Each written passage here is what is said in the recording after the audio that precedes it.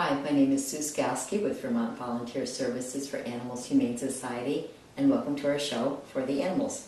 Today we are at my home, and we have Adam Steinberg joining us again, and Adam's been on the show with Yoga to Go, and we realized he really knows an awful lot about food, so we invited him here to do a cooking show.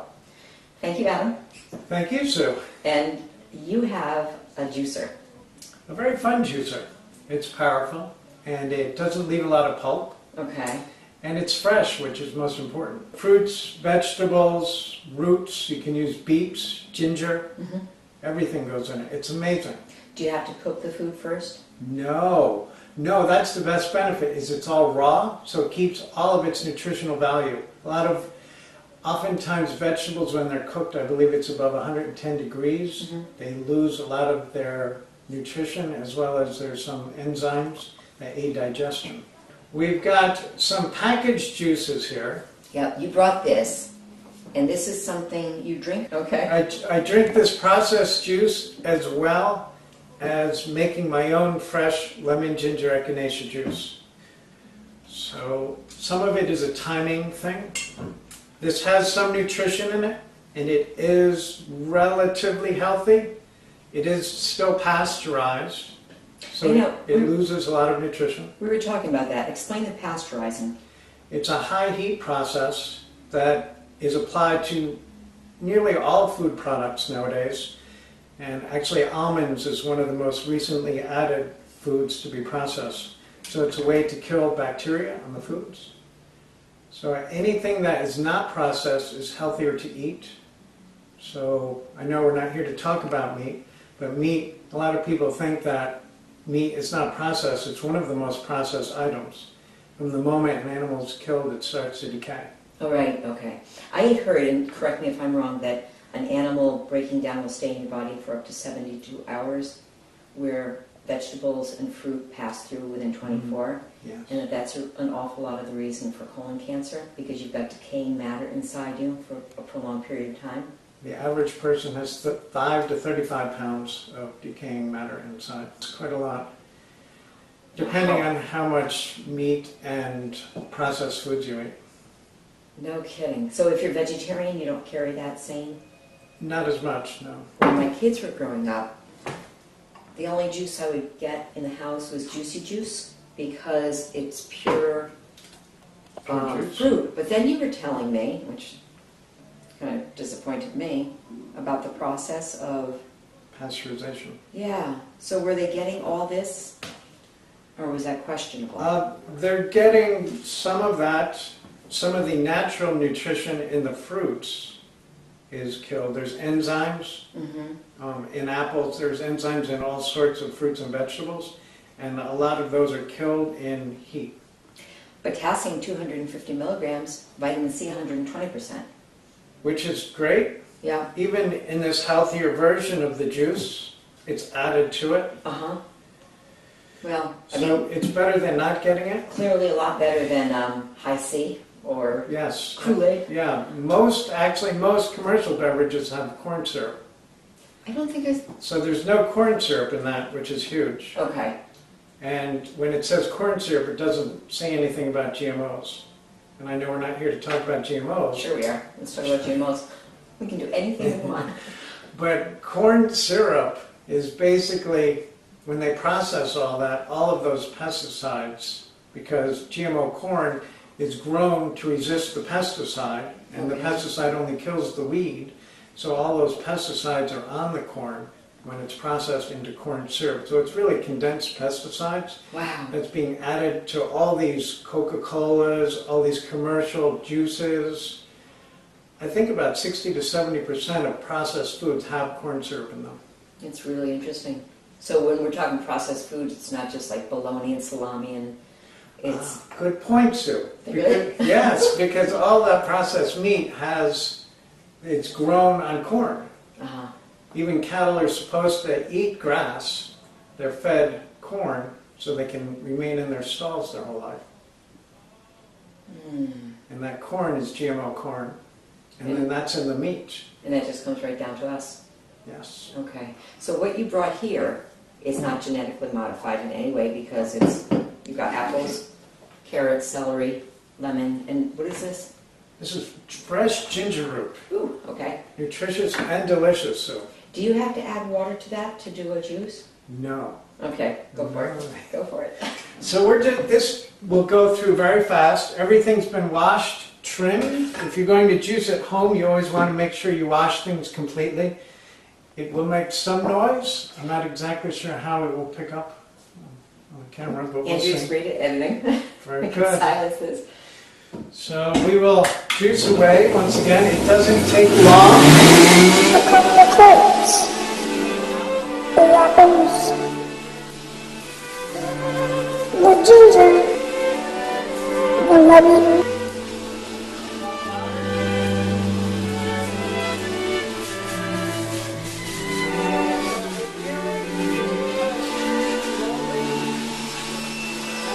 apples, ginger, apples,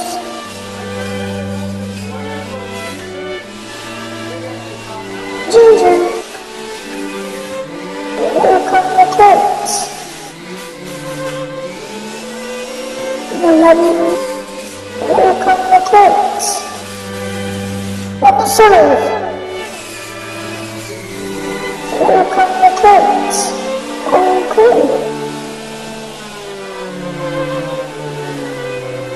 So, I noticed you did not peel the carrots, you just washed them. You didn't take the seeds out of the apples. And is that what the bag is for in the back, to collect? Yes, the bag collects all of the pulp. This screen is very easy to clean with a brush. Takes about 2 seconds. Mm-hmm. Long ago, I had a very inexpensive juicer, and it was quite a process to clean, so I never used it. And I didn't put that last carrot in because I went a little overboard. What is the name of that processor? So this is a Revell. Are they expensive? They range approximately from $60 to around $300. So they're not expensive. And they come with a wonderful warranty. And I think 3 glasses of juice. And what do you do with the pulp after? The pulp I feed to my dog. I have a very overweight dog, Uh-huh. and so she's always looking for food. And she doesn't care what kind of food, so I can give her as much vegetables as she can stomach. It's a great So she idea. feels full. Uh-huh. And that's one of the big advantages of juicing.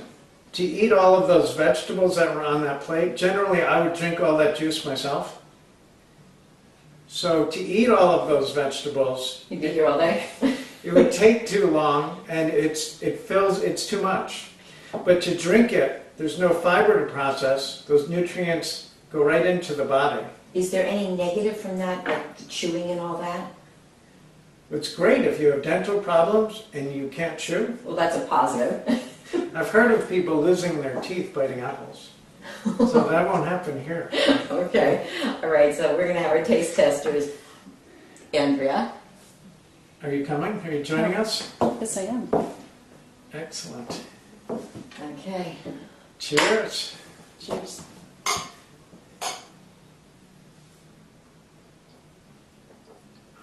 Tastes as good as it smells. That's really good. And you didn't add sugar to that. No, The ginger. Yeah, you're right. Ginger gives it a little kick. ginger and half a lemon. Wow. So it's very healthy.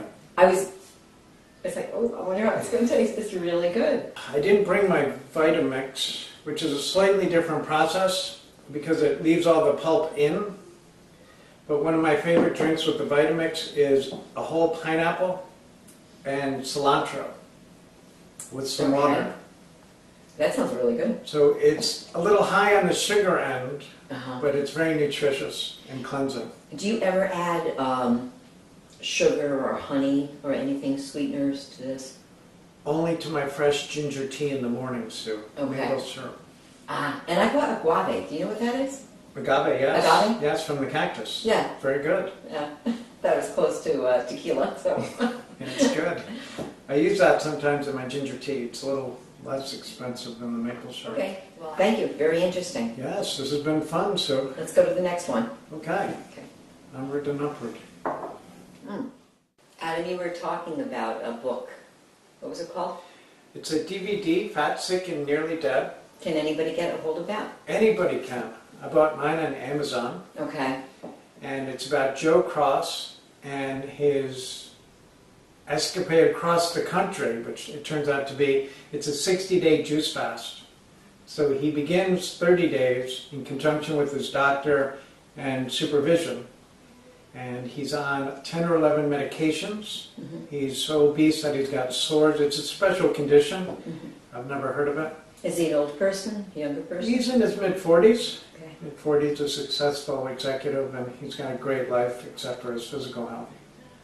So he went to juicing, and he included a lot of green drinks. So he's getting protein, a lot of protein through spinach and kale, and there's other vegetables as well that have protein. I'm sure we're all familiar with Popeye. Iron. Iron. Well, you know, you and I both realize we have friends that are bodybuilders, 2 men. And my friend insists that you have to eat meat in order to develop your muscle. You need that protein. And you would say to that? I would say that's untrue. That's a myth put out there by the marketing machine of both the meat and dairy industry. Mega Millions, yeah. billions. I mean, it's a huge industry, food Right. industry. And if you think, okay, what animals don't eat? Giraffes? Hippopotamus? What other huge animals? Cows, Cat? they're supposed to eat grass. Right. Yeah. So the protein myth debunked. It is, for sure. There's a lot of Olympic athletes. There's a NBA star that just retired that is really promoting veganism.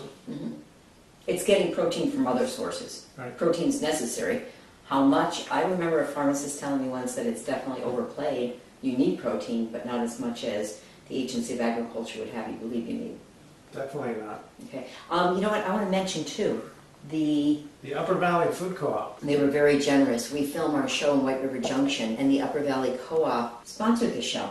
They With a did. very generous contribution. All nutritious food, very community-minded people. It's great there. It really is a wonderful place, and we thank you very, very much. It's a great place to shop. You can find anything in there. And I always see people I know. It's an experience. Yeah, it's a good place. All right, the next food we're going to do is one of my favorites, and I don't care whether you're vegetarian or not. This is an awesome way to eat tofu. You can buy it packaged with just the plain tofu, or you can buy it Pre-seasoned. flavored. I personally like this and adding my own, but for an appetizer or a main meal, what I'll do with this one is take it and cut it in half. It is in water, and it does have a shelf life. But what I did last night was I took the tofu, cut it in half, wrapped it in a towel, and then waited it overnight so that all the water's pressed out. Then I would take it and marinate it for a couple hours, and you can tell it's very flat. Extra virgin olive oil, and I love flaxseed on it, a little salt, and then either on the grill, outside, get the grill nice and hot, put it on so it's seared on either side, then put it back on the plate that has the extra virgin olive oil, and it looks like this when you're finished. And flaxseed oil is really good for you. I also like sesame seeds on it, black sesame seeds. And then for dips, I can either do a garlic dip, extra virgin olive oil, garlic. It goes great with scallions, or I have a little mustard. So, ready?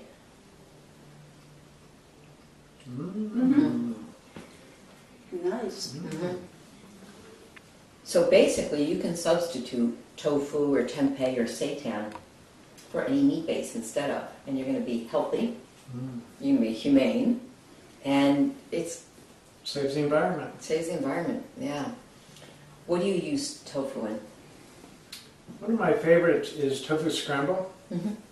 So I squeeze the water out, and then it comes out crumbly Right out of here. right out of there. Okay. It comes out crumbly. and then I put it in a hot pan that already has onions that are sauteed, often garlic.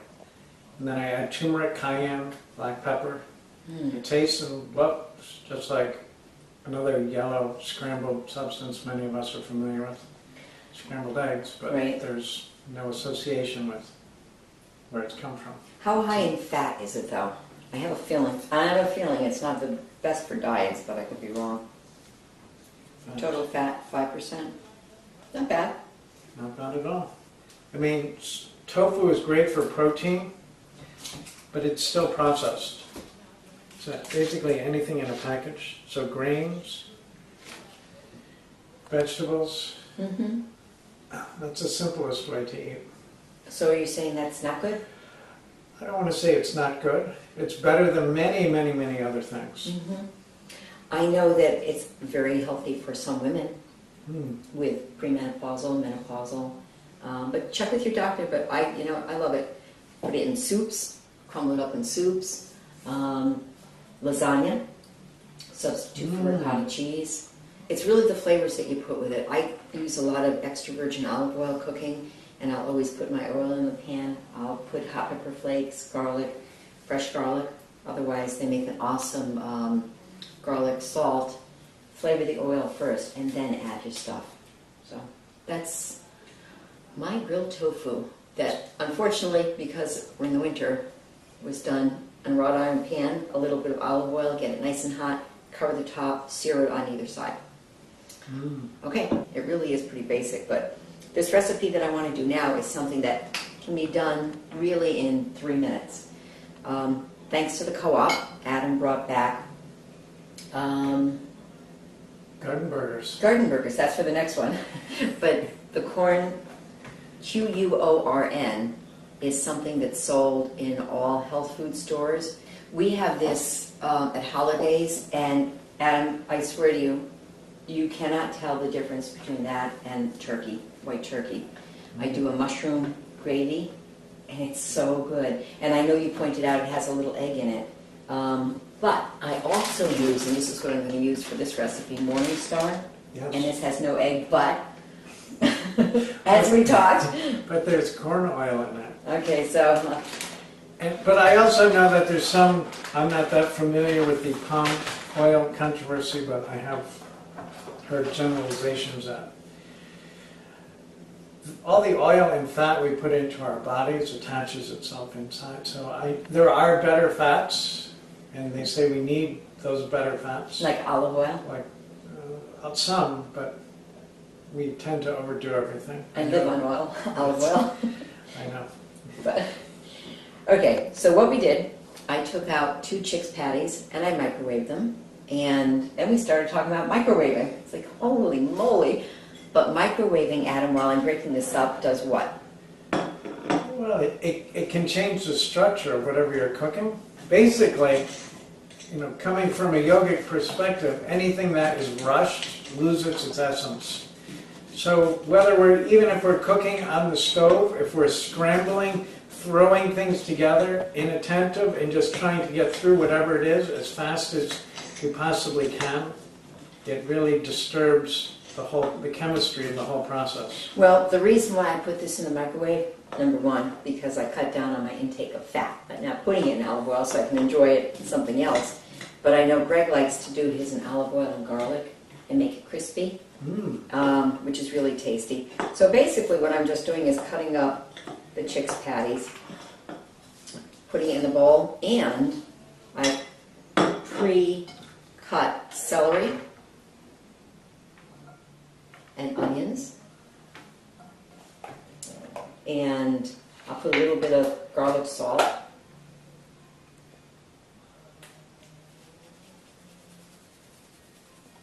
salt and pepper, or maybe pepper just with this. And then Adam brought over from the Upper Valley Food Co-op Some vegan eggs. You did some- So it's a non-dairy mayonnaise substitute. Okay. It tastes just like mayonnaise. Has consistency of mayonnaise too. It's delicious. but being that there's no dairy in it, it's another cruelty-free product that's good for our environment. This is great. It's perfect for picnics, for making sandwiches out of. Okay. Come on in. Join the party. Okay, and the next food item that we're going to make is the classic garden loaf that used to be known as a meatloaf. For that, thanks to the co-op. The Upper Valley Food Co-op, no less, in White River Junction. That's right. Excellent right service. around the corner from this TV studio. That's right. Garden burgers, the original. Well, what I did is I defrosted them, and I'm just going to break them up. There is a product, Boca Burger, makes a chicken as well as a hamburger style patty, both of which are vegan. I don't think the griller has cheese in it. I think the griller is vegan. From Garden Burger. Mm-hmm. Okay. No, from Boca. From Boca. Boca does the griller. Okay. Yes, they're dairy free. So what I've done is to take the burgers and just brown them up. I'll add fresh onions. The flakes we're using today, the closest ones we had access to, but Nature's Path has a delicious organic flake cereal. They have about 10 different varieties. Some have quinoa, which is an ancient grain. Very delicious, nutritious. It's got full protein. It's all assimilable for our bodies to use. Are you going ahead with the cheese? I am. This is normally in mine, and I'm an aspiring vegan. I would use cheese, but Adam, thanks to the co-op, was able to bring back a variety of vegetarian cheeses. And so this is a cheddar style shreds. Okay. I add garlic salt to it. And then I like adding the vegetarian Parmesan. And then I add olive oil because we're not using meat that lets off fat, and olive oil is really good for you. So I'll put a nice healthy dose in here. And I do use an egg. I make sure my eggs are cage free. And for people that are vegan, I don't know what the substitute would be in here to hold it together, do you? I know in pancakes and baked goods, water and ground flaxseed is a wonderful substitute. You know what? I use ground flaxseed in my pesto now. And it also helps for the cheese. You know, substituting the cheese, it has that nutty flavor. Very nice. We were talking too about caged hens.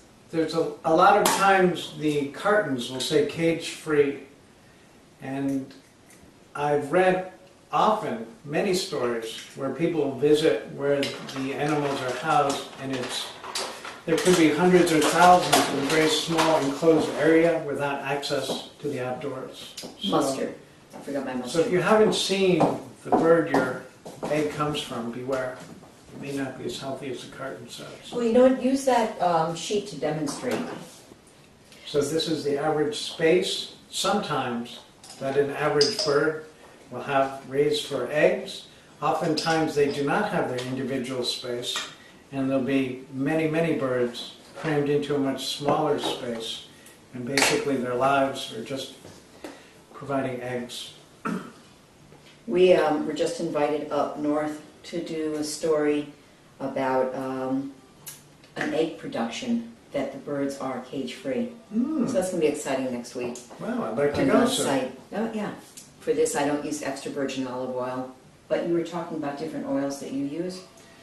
I do love the coconut oil, and the raw unrefined has the flavor of coconut, so depending on whether you're looking to add that to your food or not, you may want to get the refined. I try and stay away from anything refined whenever possible. And coconut's good for you. Coconut's good for you. I don't have fresh parsley, but I like to add fresh parsley. I did add mustard and ketchup. So this will bake, you know, in the oven for 45 minutes. You just want to make sure that the eggs are cooked. And dinner, the final pre-cooked, looks like that. I might sprinkle paprika on top, but that's it. And then it's going in the oven. One of the staples at any house, and it's really good for you too, is hummus, which is chickpea based, And chickpeas you can buy a lot of different ways. I went to a store, it was $1. All these dried chickpeas. Black beans, $1. Mung beans, you can rehydrate these yourself or right out of the can.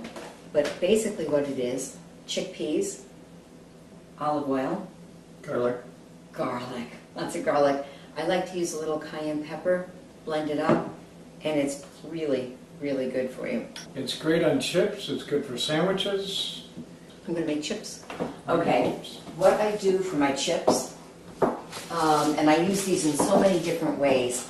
I make nachos out of them, I make chips, but it's basically tortilla shells. And so I've got my wrought iron pan, the oil is already in it, olive oil. I'll take salt. Yes, I did a lot of salt. Put one in. Turn it up high. And within like 30 seconds, they puff up. And then I can either arrange them. I've also used them making dishes, casseroles as the base. I'll use potatoes as the base. But this is, if you want something nice and light, that's not going to be, you know, a thick And bread. puffy. And puffy. Mm. You can use it on the top. That's great. Okay. So, but what we did too in preparation for this is we prepped onions and fresh jalapenos. I've got avocado, tomatoes. And if you really want to get into something different, we've got broccoli. Really? Why not? We love hot, spicy food. Fresh jalapeno. Mmm. Wonderful butter substitute. There's no dairy in it. It tastes just like butter. I use it on my popcorn, toast. That's pretty much where I focus on my butter usage. But Can you cook with it? Will it melt? oh, it melts fast, especially on toast and popcorn. Or we're talking about baked potatoes using it. Baked potatoes. Oh, the best recipe, the big potatoes, if you take them and roll them in water and then roll them in sea salt, puncture a couple, and it even works in the microwave, which I know we have to talk about, debatable too, but in the oven, the skins are nice and crispy, and then after that, take the Smart Balance. Okay, see, it's puffing up a little bit, and fresh chives. Oh, it's a meal in itself.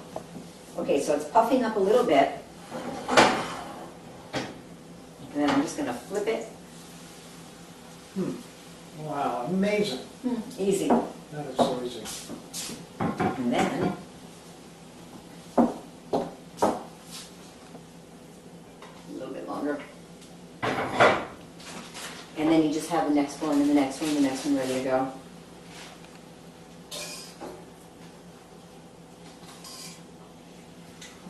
So with this, it's great to cut up for the hummus, or you could just start layering your tomatoes,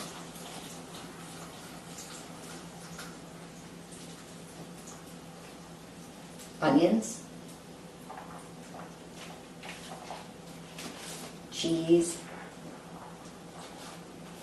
I like the jalapenos like Adam, but some people might not want quite so many.